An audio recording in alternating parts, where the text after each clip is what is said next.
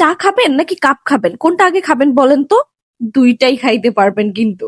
আসসালামু আলাইকুম এভরিওয়ান, কেমন আছেন আপনারা সবাই? অবশেষে আমাদের নওগাঁতে এখন পাওয়া যাচ্ছে ওয়েফার চা, যেটার চার পাশাপাশি কাপটাকেও আপনারা খেয়ে ফেলতে পারবেন অনেক মজা করে। এই অদ্ভুত চা কোথায় পাবেন আজকে আপনাদেরকে সেই লোকেশনই দেব।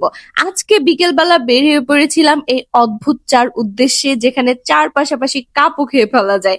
এইটা আমি প্রথম ট্রাই করেছিলাম রাজশাহীতে, বাট আমাদের নওগাঁতে রিসেন্ট ওপেন হয়েছে।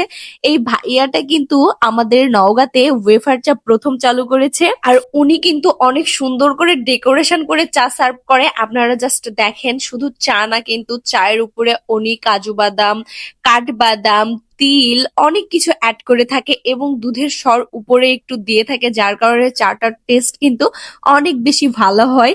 আর যেহেতু কাপটাও খেয়ে ফেলতে পারছেন, তাহলে বিষয়টা কিন্তু একটু বেশি ইন্টারেস্টিং, তাই না? আচ্ছা, আপনারা কে কে এই ওয়েফার চা ট্রাই করেছেন কমেন্ট করে কিন্তু অবশ্যই জানাবেন। আর যারা রাজশাহীতে যাইতে পারেন নাই বিধায় খাইতে পারেন নাই নওগাঁর মানুষজন, তারা কিন্তু এখন নওগাঁ মুক্তির মোড়েই পেয়ে যাবেন এই ওয়েফার চা। এই চাটা দেখতে যেমন সুন্দর, খাইতেই কিন্তু মাসাল্লাহ অনেক বেশি টেস্ট ছিল। আর এটার প্রাইস ছিল 60 টাকা। আর এই দোকানে কিন্তু আপনারা খাসির মাংসের হালিম, মালাই চা, দুধ চা এবং এই ওয়েফার চা সবগুলোই পেয়ে যাবেন। তবে এই দোকানের সবচাইতে জনপ্রিয় আইটেম এই ওয়েফার চা। চা খাবেন নাকি কাপ খাবেন, এই অপশনটা। আর নওগাঁর মানুষজন তো খুব ধুমায় খাচ্ছে এই চাটা। আর আমিও আজকে চলে গেছিলাম আমার কয়েকটা বড় ভাইয়ের সাথে, যারা অলরেডি সুপরিচিত, আপনারা সবাই চিনেন, বিদ্যুৎ ভাইয়া এবং শামীম ভাইয়া। আর সাথে ছিল আমার মাই ডিয়ার হাজবেন্ড। তো আমরা সবাই মিলে আজকে বিকেলটা উপভোগ করেছিলাম এই ওয়েফার চার সাথে। নওগাঁর মানুষজন, আপনারাও কিন্তু এই চাটা একবার হলেও ট্রাই করে দেখতে পারেন। নতুন অভিজ্ঞতা, আশা করি আপনাদের অনেক ভালো লাগবে। আমার কাছে তো বেশ ভালোই লেগেছিল বিষয়টা। আর আমার কাছে চিনি একটু কম মনে হচ্ছিল চা, যার কারণে আমি এক্সট্রা করে আবারও চিনি অ্যাড করে নিই। আর যারা অল্প চিনি খায় তাদের জন্য তো ঠিক আছে।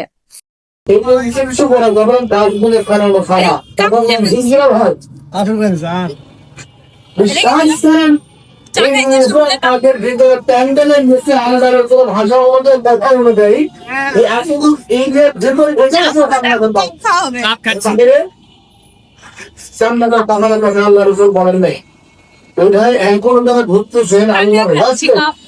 ওয়েফার চার সাথে আমরা সুন্দর একটি বিকেল উপভোগ করলাম আজকে। আর আপনারা যদি এই ওয়েফার চাটা ট্রাই করতে পারেন, আপনাদেরকে চলে আসতে হবে আমাদের নওগাঁর মুক্তির মোড়ে। মুক্তির মোড়ের মেন রোডের একদমই পাশে, আর অনেক সুন্দর করে ডেকোরেশন করা আছে, আপনারা সহজেই খুঁজে নিতে পারবেন। আর যারা যারা অলরেডি ট্রাই করে ফেলেছেন এইখানকার ওয়েফার চাটা, আপনাদের কাছে কেমন লাগে কমেন্ট করে আমাদের সাথে অবশ্যই শেয়ার করবেন।